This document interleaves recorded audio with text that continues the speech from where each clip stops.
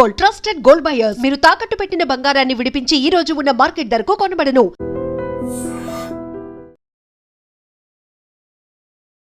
నమస్తే, welcome to I dream. నేను వలి. ప్రస్తుతం నాతో పాటు స్టూడియోలో ఉన్నారు అడ్వకేట్ సుంకర నరేష్ గారు. మాట్లాడదాం. నమస్తే సార్. నమస్తే అండి. నరేష్ గారు, social media influencer Ashu Reddy case మీరు చూసే ఉంటారు. 9.83 కోట్ల రూపాయలు లండన్లో ఉన్నటువంటి సాఫ్ట్వేర్ ఇంజనీర్ ఆమెని ప్రేమ పేరుతో, పెళ్లి పేరుతో నమ్మించి మోసం చేసి డబ్బులు గుంజేసింది అన్నది కేసు. తండ్రి కుమారుడు ఇద్దరు కలిసి కేసు పెట్టారు. పోలీసులు కూడా ఎఫ్ఐఆర్ పెట్టారు. తర్వాత ఈమె హైకోర్టును కూడా ఆశ్రయించింది. అసలు నా వాదన వినకుండా, నా వివరణ తీసుకోకుండా పోలీసులు నాకు ఎగనెస్ట్గా ఎట్లా కేసు నమోదు చేస్తారు అన్నది ఇది కేసు. తర్వాత ఇంకొక పాయింట్ ఏంటంటే, ఒక ఆడియో లీక్ అయింది సార్, రిలీజ్ అయింది. అందులో మే వరకు నాకు టైం 1.5 crore నేను నీకు ఇచ్చేస్తా, మనం మాట్లాడుకుందాం, కాదు కూడదు అంటే కనుక రివర్స్ నీ మీదే వేధింపులు కేసు పెడతా అని కూడా బెదిరించినట్టుగా ఆడియో రికార్డ్ అనేది ఉంది. ఈ కేసు చూసిన తర్వాత ఒక హైకోర్టు అడ్వకేట్గా ఏం చెప్తారు మీరు? అయితే పోలీసులు నా వర్షన్ వినుకోకుండా కేసు రిజిస్టర్ చేశారు అని చెప్పని వాదన ఏదైతే ఉందో అది కరెక్ట్ కాదండి. ఎందుకంటే మీడియా కానీ అందరూ కానీ ఈ కేసు రిజిస్టర్ అయిన తర్వాత ఎప్పుడైతే కనుక మీడియాలోకి వచ్చిందో అప్పటి నుంచి చూస్తున్నారు తప్ప కంప్లైంట్ ఎప్పుడు ఇచ్చారు అనేది ఇక్కడ పాయింట్ ఫర్ కన్సిడరేషన్. అంటే ఎవరైతే కనుక మోసపోయినటువంటి వ్యక్తి యొక్క తండ్రి సిసిఎస్లో అసలు కంప్లైంట్ ఏ డేట్ని ఇచ్చాడు, కంప్లైంట్ ఇచ్చిన ఎన్ని రోజులకి ఎఫ్ఐఆర్ రిజిస్టర్ అయింది? ఆల్మోస్ట్ 2 months అండి. అంటే మోర్ దెన్ 1 month, అంటే 2 monthsకి దగ్గరగా నియర్ బై కంప్లైంట్ ఇచ్చి దాని తర్వాత వీళ్ళ స్టేట్మెంట్స్ అవన్నీ కూడా అడిగిన తర్వాత లోపల ఒక లీగల్ ఒపీనియన్స్ తీసుకున్న తర్వాత అవన్నీ వెరిఫై చేసిన తర్వాత ఓకే కేసు రిజిస్టర్ చేయొచ్చు అని అనుకున్న తర్వాత ఈ కేసు అనేది రిజిస్టర్ చేయడం జరిగింది.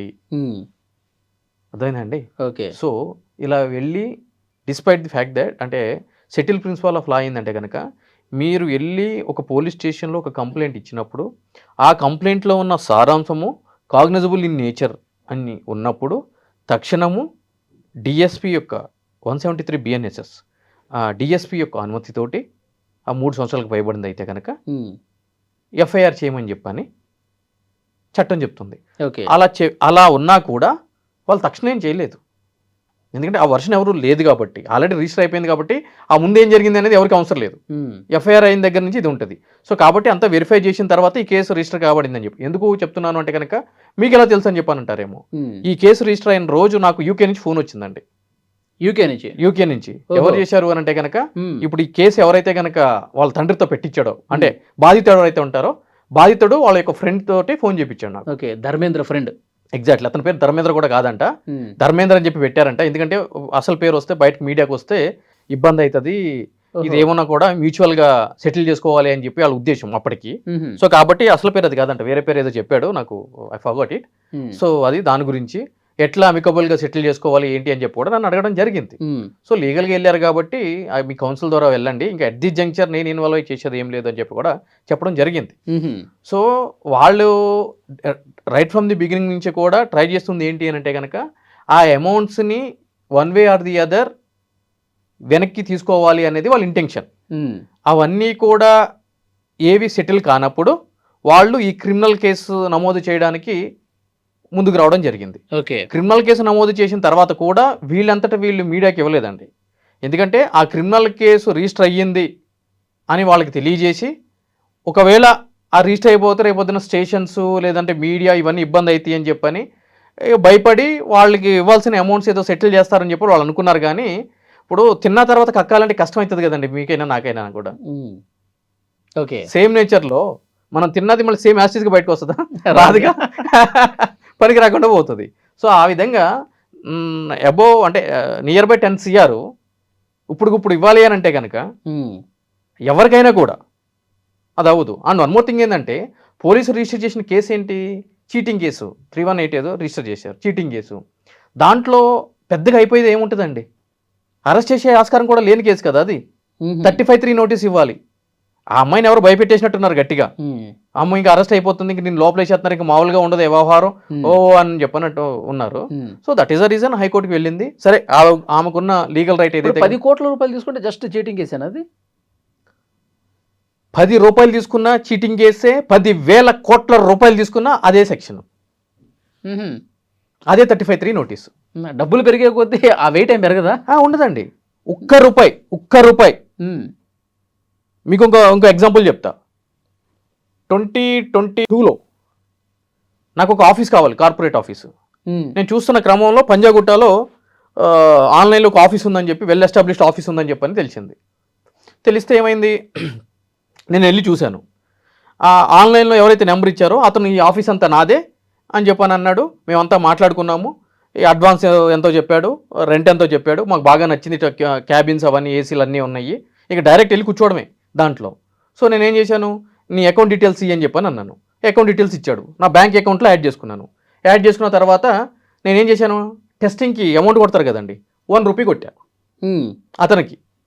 ఆబ్వియస్లీ వచ్చిందో రాళ్ళు చెప్పంటే అతను నాకు వచ్చింది ఏం చెప్పని అన్నాడు. దాని తర్వాత నాకు ఎందుకో డౌట్ వచ్చిందండి. ఇతందే ఆఫీస్ అంటున్నాడు, ఇతందే ఇది అంటున్నాడు, అగ్రిమెంట్ చేద్దామనంటే కనుక అగ్రిమెంట్ ఏం అవసరం లేదని అంటున్నాడు అని చెప్పని అమౌంట్ కొట్టే ముందు ఎందుకన్నా మంచిదని చెప్పని అతని యొక్క బ్యాక్గ్రౌండ్ వెరిఫికేషన్ చేయించా నాకున్న సోర్సెస్ తోటి.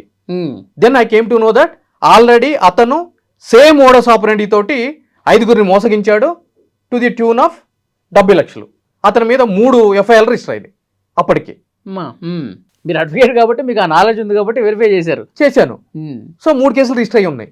అప్పటికి ₹1 కొట్టేసి ఉన్నా నేను. ఇమ్మీడియట్లీ ఏం చేశాను, నేను CCS పోలీసులు కంప్లైంట్ చెప్పడం జరిగింది. ఇట్లా అక్కడ హ్యాబిట్యూటల్ అఫెండర్ గాడు ఉన్నాడు, వాడు నన్నే ట్రాప్ చేయాలనుకున్నాడు అని అంటే కనుక వాళ్ళు ఒక టీంను పంపించడం జరిగింది నాతో. ఇక్కడే పంజాగుట్టలో వాడిని రెడ్ హ్యాండెడ్గా పట్టుకున్నాం. పట్టుకుంటే ₹1 ట్రాన్స్ఫర్ చేసినందుకు వాడి మీద 420 కేసు పెట్టారు. ఓకే, నేనే చెప్తాను కదా, నేను కంప్లైనెంట్. సో అంటే మోసం చేయాలనే ఉద్దేశంతో ఫైనాన్షియల్ ట్రాన్సాక్షన్ ఏదైనా జరిగితే ఆబ్వియస్లీ చీటింగ్ అట్రాక్ట్ అవుతుంది. అది రూపాయి కావచ్చు, 10,000 కోట్ల రూపాయలైనా కూడా కావచ్చు, అదే లక్షల వేల కోట్ల రూపాయలైనా కావచ్చు, అదే సెక్షన్. సో కాబట్టి ఇక్కడ సెక్షన్స్ బలంగా లేనప్పుడు, శిక్షలు బలంగా లేనప్పుడు దాన్ని ఎగ్గొట్టేసే ఆలోచనతో ఉంటారు కదా. మరి ఇప్పుడు వస్తాయి అని చెప్పి ఎవరన్నారండి? నేను ఈరోజు మన ఐడ్రీమ్ వేదికగా చెప్తున్నాను. ఆశూ రెడ్డి అనే వ్యక్తి ఆ బాధితుడికి ఆ సో కాల్డ్ ఆ 9,80,00,000 అమౌంట్ వెనక్కి ఇస్తుంది అని చెప్పి ఎవరు చెప్తున్నారు? వెనక్కి ఇవ్వదు. కేసు పెట్టాడు కాబట్టి ఆమె సేఫ్ జోన్లోకి వెళ్ళిపోయింది. ఇప్పుడు అడిగితే ఏమంటది? కేసు పెట్టాక కోర్టులో చూసుకుందాం అంటది. అండ్ వన్ మోర్ థింగ్, అతను ఆ అమౌంట్ దేనికి ఇచ్చానంటున్నాడు? అదే ఇవి పెళ్లి చేసుకుంటానుంది, నా భార్య కదా, అడుగుతా ఉంది, నాకు ఒక కారు కావాలి, నాకు ఒక ఫ్లాట్ కావాలి ఉండటానికి, మనం పెళ్లి చేసుకుంటున్నాం కదా కదా. మరి భార్య అనుకున్నప్పుడు ఆమెకి ఇంకా మెయింటెనెన్స్ ఇవ్వాలి మీరు. భార్య అవుతుంది అవుతుంది అనుకున్నప్పుడు మళ్ళీ ఎట్లా అడుగుతారండి అమౌంట్ వెనక్కి? మీకు తెలియకుండా మిమ్మల్ని మోసగించి మీ దగ్గర తీసుకుంటేనే మోసం అవుతుంది. మీరేం చెప్తున్నారు? కన్సెంట్, నా భార్య అనుకున్నాను, నా భార్య అవుతుంది అనుకున్నాను, నేను ఇచ్చానని చెప్పని పెళ్లి చేసుకుందాం అనుకున్నారు. అవునండి, అట్లా నమ్మించి పెళ్లి చేసుకుందామని నమ్మించి డబ్బులు లాగేసిందని కదా. అవును, నమ్మకం అంటే ఏంటి? పెళ్లి చేసుకుంటానని నమ్మించడం అంటే ఏంటి ఇక్కడ? అంటే వలి గారు అంటే వేరే ఉద్దేశంతో అడగట్లేదండి ఇక్కడ. అంటే మిమ్మల్ని ఏదో నేను క్రాస్ క్వశ్చన్ చేయటం అట్లా. రేపటి రోజున ఈ కేసు కోర్టుకు వెళ్ళినప్పుడు జరిగేది ఇదే అంటున్నా నేను. మోసం అనేది ఎక్కడ ఉంది అని అడుగుతారు రేపు. మోసం అంటే ఏంటండి? 420 ఏం చెప్తుంది? ఫస్ట్ ఇన్సెప్షన్ అంటే ఒక కుట్రపూరితంగా మిమ్మల్ని మభ్యపెట్టి నమ్మించి మీ దగ్గర డబ్బులు లాగే ఉద్దేశం నాకుంటే దట్ ఈస్ కాల్డ్ చీటింగ్. ఇది నిన్న మొదలై ఈ రోజు ఎండ్ అయింది కాదు కదా. 2018 ఇట్ సీమ్స్ రైట్. 2018 నుంచి నౌ వీఆర్ ఇన్ 2026. 8 years అవుతుంది. 8 years అవుతుంది. ఇన్ని సంవత్సరాల మధ్యలో ఈ ట్రాన్సాక్షన్ కూడా ఒక రోజు జరిగింది కాదు, 2 రోజులు జరిగింది కాదు, అప్పటి నుంచి జరుగుతుంది రైట్. సో ఇప్పటికీ మీ కమ్యూనికేషన్ నమ్మాడు, పెళ్లి చేసుకుంటుంది ఈమె కూడా వాయిదాలు వేస్తూ వచ్చింది. తర్వాత బ్రేకప్ వరకు వెళ్ళిపోయింది. బ్రేకప్ అయింది కాబట్టి నా డబ్బులు నాకు. ఈ రోజు ఇక్కడ కేసు అయ్యింది కాబట్టి, అంటే కోర్టు ముందుకు వచ్చినప్పుడు జడ్జి గారు ఈ యాంగిల్లో చూడరా, ఇప్పుడు పెళ్లి చేసుకుందాం అనుకున్నారు, పెళ్లి చేసుకుంటానని చెప్పావు, ఇప్పుడు చేసుకోనంటున్నావు, మరి తీసుకున్న డబ్బులు ఇచ్చేసే. ఇలాంటి తీర్పులు ఉండవా? ఒక మాట చెప్తానండి వలి గారు, మీరు నాకు బాగా నచ్చేశారు. మీ యాంకరింగ్ రిపోర్టింగ్ స్కిల్స్ నాకు బాగా నచ్చుతాయి వలి గారు. నేను పిచ్చ ఫిదాయనండి. ఈ ఫోన్ గిఫ్ట్గా ఉంచుకోండి అని చెప్పి నేను ఇచ్చేస్తా. గిఫ్ట్గా ఉంచుకోవడానికి ఇచ్చేస్తా. గిఫ్ట్ మీరు అడిగింది కాదు, మీరు డిమాండ్ చేసింది కాదు. నేను వాలంటరీగా మీరు నచ్చి మీకు ఇచ్చా, రైట్? అది ఇచ్చామని చెప్పి ఎక్కడన్నా ఉందా? ఒక గిఫ్ట్ అంటే అది కన్సెంట్తో ఇచ్చింది కదండి, కంపెల్షన్ కాదు కదా. నేను మిమ్మల్ని అడగలేదు, మిమ్మల్ని ఫోర్స్ చేయలేదు, మిమ్మల్ని ఎక్స్టార్ట్ చేయలేదు. నేను వలి గారు మీరు నాకు సంబంధం లేదండి, నాకు ఫోన్ ఇవ్వాల్సిందే మీరు, లేదంటే చూడండి ఏం చేస్తాను, బెదిరిలే. నేను నచ్చి నేను మీకు ఇచ్చిన ఓకే, ఆ గిఫ్ట్లు మళ్ళీ వెనక్కి ఇవ్వమంటే అర్థం ఏముందండి? అట్లా చట్టం ఉందా? చట్టంలో లేదంటారు అది. ఎక్కడ చట్టం కాదండి, అసలు జనరల్గా నేను జనరల్లా మాట్లాడుతున్నాను నేను. అట్లా ఉంటుందా అండి? నేను చాక్లెట్ ఇస్తానండి పిల్లోడికి, అబ్బా ఏం క్యూట్గా ఉన్నావురా అని చెప్పని, వాడు చాక్లెట్ తినేస్తాడు. దాని తర్వాత వాడు ఏం చేస్తాడు, ఇంట్లో వెళ్ళి వాళ్ళ మమ్మీకి చెప్తాడు, మమ్మీ అంకుల్ నన్ను కొట్టాడని చెప్పని. అరే నేను ఎప్పుడు కొట్టాను రా, నేను చాక్లెట్ ఇస్తే తిన్నావు కదా, నేను ఎప్పుడు కొట్టాను రా అంటే, కొట్టాడు మమ్మీ కొట్టాడని చెప్పని అంటాడు. ఇప్పుడు నా కోపం వచ్చి నాకు ఇచ్చిన చాక్లెట్లు ఇచ్చారా అని చెప్పానంటారా? వాడు తిన్న చాక్లెట్ నేను వాడు అడిగాడు నన్ను చాక్లెట్ ఇవ్వమని. గిఫ్ట్స్ అట్లా రిటర్న్ చేయమంటే, గిఫ్ట్స్ నా అంతా నా ఇష్టంతో ఇచ్చేస్తే దాన్ని చీటింగ్ అని చెప్పాను అన్నారా? చట్టం చెప్తుందా? అంటే ఇవన్నీ గిఫ్ట్లు లాగానే చూడాలంటారా ఈ 10 కోట్లు? ఇప్పుడు జనరల్గా కంప్లైంట్లో ఉంది, మీరు చెప్పింది మీడియాలో వస్తుంది అదే కదండి, భారీగా భావించి భారీ అవుతుంది కదా అని చెప్పని ఇచ్చాడు అని చెప్పని అన్నారు. డస్ మీన్ దట్ గిఫ్ట్సే కదా ఇవన్నీ, వాలంటరీగా ఇచ్చాడు కదా, మళ్ళీ వెనక్కి ఇచ్చేవడంలో అర్థం ఏముంది? అలా కాకుండా ఈమె మోసం చేయాలనే ఉద్దేశంతో, ఆ ఉద్దేశం ఏది అని అడుగుతున్నా నేను. ఆ మోసం చేయాలనే ఉద్దేశం ఏదని అంటున్నా. ఇప్పుడు ఎంగేజ్మెంట్ అవుతుందండి, ఎంగేజ్మెంట్ అయిన తర్వాత మ్యారేజ్కి మధ్యలో ఒక పీరియడ్ ఉంటుంది. ఆ పీరియడ్లో ఒకరు అర్థం చేసుకోవడమో, ఫోన్ మాట్లాడుకోవడమో, ఎక్స్ వైయో జెడ్ ఏదో జరుగుతూ ఉంటుంది. ఈ మీన్ టైము అమ్మాయి గురించి అబ్బాయికో, అబ్బాయి గురించి అమ్మాయికో ఏదో కొత్త విషయాలు తెలుస్తాయి, లేదంటే వాళ్ళ బిహేవియర్స్ కానీ వాళ్ళ పర్సనాలిటీస్ కానీ మ్యాచ్ అవ్వని చెప్పని అనుకుంటారు, ఎంగేజ్మెంట్ క్యాన్సిల్ చేసుకుంటారు. Okay right? ఈ గ్యాప్లో వీళ్ళు అమీర్పేట నుంచి ఎల్బీ నగర్ కార్లో వెళ్తారు. ఆ పెట్రోల్ ఇచ్చేయమంటాడా, ఆ డీజిల్ ఇచ్చేయమంటాడా? ఎంగేజ్మెంట్ రిగ్స్ ఏమైనా ఉంటే కనుక ఎక్స్చేంజ్ చేసుకుంటారు, that is a different issue. దాని గురించి నేను మాట్లాడలే, ఎందుకంటే కనుక అది మాట్లాడుకుని చేసుకుంది కాబట్టి. నిన్నటి కాక మొన్న కేసు అయింది కదా జూబ్లీహిల్స్, చూసుకున్నాగా. ఏది ఇటువంటిదే, మొత్తం శెట్టి వాళ్ళు ఆ అమ్మాయికి ఎక్స్ట్రా కట్నం అడుగుతున్నారు అని చెప్పని ఇంటి మీదకి వెళ్ళి కొడితే కేసు అయింది. అట్లా ఉంటాయండి కేసులు. గిఫ్ట్ మనకి ఇష్టం వచ్చి గిఫ్ట్కి ఇచ్చి అమ్మాయికి, ఇప్పుడు మోసం అంటే సుప్రీంకోర్టు క్లియర్గా చెప్తుంది కదండి, అమ్మాయి అబ్బాయి ఆమోదంతో మ్యూచువల్గా లివ్ ఇన్ రిలేషన్షిప్ చేసి ఆ మధ్య ఇచ్చిపుచ్చుకొని దాని తర్వాత ఆ ఫైనాన్షియల్ ట్రాన్సాక్షన్స్ మధ్య తేడాలు వస్తే అమ్మాయి అబ్బాయి మీద రేప్ కేసు పెడితే అది చెల్లుబాటు కాదని చెప్పి క్లియర్గా చెప్తుందిగా. ఇప్పుడు ఇక్కడ కూడా అమ్మాయి అబ్బాయి మ్యూచువల్ తోటి మాట్లాడుకొని మిగిలిన వ్యవహారాలను నడిపించి అబ్బాయి నచ్చి గిఫ్ట్లు ఇచ్చినప్పుడు, ఇప్పుడు నచ్చినప్పుడు మళ్ళీ గిఫ్ట్లని వెనకిచ్చేసేయి, లేదంటే అది వెనకిచ్చేసేయి అని అంటే కనుక ఓకే ఆమె దగ్గర ఉంటే ఇచ్చేస్తామో, లేకపోతే ఎక్కడి నుంచి ఇస్తుంది? క్యాలెండర్ డేట్ ఉందా? ఆగస్టు 15కి నేను లైఫ్లో సెటిల్ అవుతాను 2026లో, జనవరి 26, 2027లో సెటిల్ అవుతానని చెప్పని, అది గాంధీ గారి ఖాతా అది. సో 50 ఏళ్ళకైనా సెటిల్ అవ్వచ్చు కాకపోవచ్చు.